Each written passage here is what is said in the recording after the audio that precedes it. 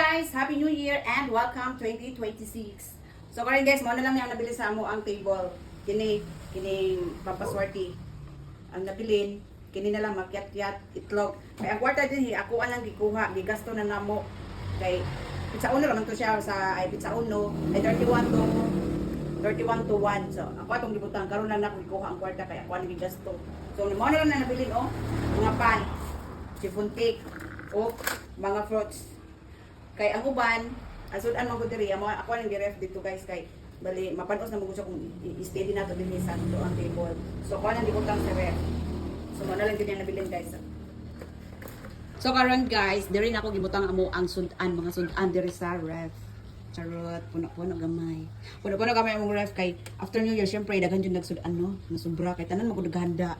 So mo ni guys ako ang fruit salad. Wala pa na siya nakuan. Dili sudan namo. Cake.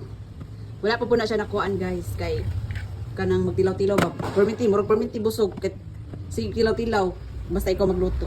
So money di pang ref nako nami spaghetti gabay pag nakuha muna spaghetti tapos mango float pag na nakuhaan guys pag na nakuhaan muna pag ani pansit wala pa naluto giref na lang nako kay medyo kapi-kapi na gid ato na tayo nagluto ba magluto.